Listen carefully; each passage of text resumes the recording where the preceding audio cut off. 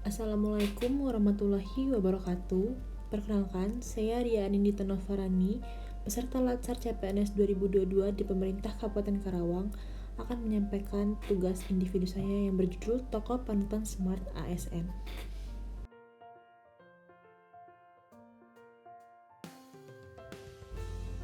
Bapak Michael Octaviano merupakan warga Sumatera Utara, tepatnya di Kota Matsum. Saat ini, beliau menjabat sebagai Kepala Seksi Pengasuhan dan Perlindungan di UPTD Rumo Sejahtera Anu Nongro, RASN, Dinas Sosial Aceh. Selama ini, beliau tidak pernah berharap untuk mendapatkan penghargaan dari pihak manapun. Bagi beliau, sebaik-baik manusia adalah manusia yang berguna bagi manusia lain. Itu adalah prinsip hidup yang selalu digenggam oleh beliau. Beliau menempuh pendidikan di SD 45 Japaris, SMP 5 Jalan Bahagia, alumni SMA Negeri 1 Medan, dan Purna STPDN Angkatan 11. Di usianya yang baru 40 tahun, beliau terpilih untuk masuk dalam 10 besar aparatur sipil negara inspiratif nasional tahun 2020 yang dilaksanakan oleh Kementerian Pendayagunaan Aparatur Negara dan Reformasi Birokrasi atau Kemenpan-RB. Sejak tahun 2010, beliau mendirikan Blood Life Foundation atau BFLF. Beliau mengajak sejumlah teman untuk menjadi pengurus di lembaga yang baru didirikannya tersebut. Beliau mendirikan lembaga tersebut karena prihatin terhadap minimnya persediaan stok darah di Aceh. Sementara kebutuhan akan darah sangat banyak terutama bagi penderita thalassemia. Awal didirikannya BFLF merupakan masa yang sulit bagi beliau, karena beliau harus menghadapi berbagai masalah seperti tuduhan pencitraan dan tuduhan mencari muka. Bahkan, pernah membuat BFLF hampir dibubarkan, karena beliau sering ditinggal sendiri oleh rekan-rekannya.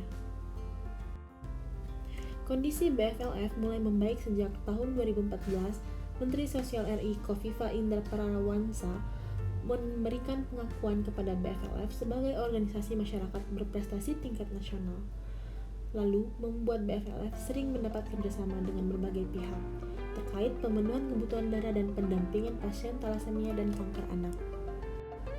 Selain itu, mulai muncul juga permintaan berbagai pihak untuk membuka BFLF di berbagai kota dan kabupaten. Tidak hanya di Aceh, saat ini BFLF sudah ada di 10 provinsi lainnya di Indonesia. Meskipun awalnya BFLF dibentuk berfokus untuk membantu ketersediaan darah, saat ini BFLF sudah berkembang menjadi membantu pengadaan rumah singgah agar masyarakat yang tidak ada tempat tinggal saat berobat jalan di rumah sakit tidak harus membayar penginapan dan makan saat berobat karena dilayani secara gratis di rumah singgah.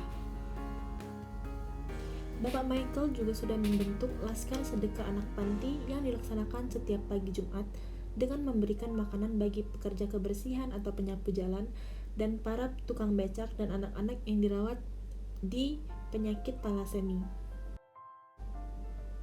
Selain itu, beliau juga sudah melakukan gerakan 100 pengusaha anak panti, juga program rumah Quran anak panti, sehingga mereka bisa diajarkan untuk cara membaca Al-Quran yang baik, lalu baru menghafal. Di tengah begitu banyak kesibukan, beliau tetap bisa mampu membagi waktunya sebagai abdi negara di masyarakat maupun sebagai ASN di bagian pelayanan di dinas sosial. Beliau berharap setiap ASN dimanapun berada, apapun kesibukannya tetap tidak lupa akan posisinya sebagai pelayan di masyarakat.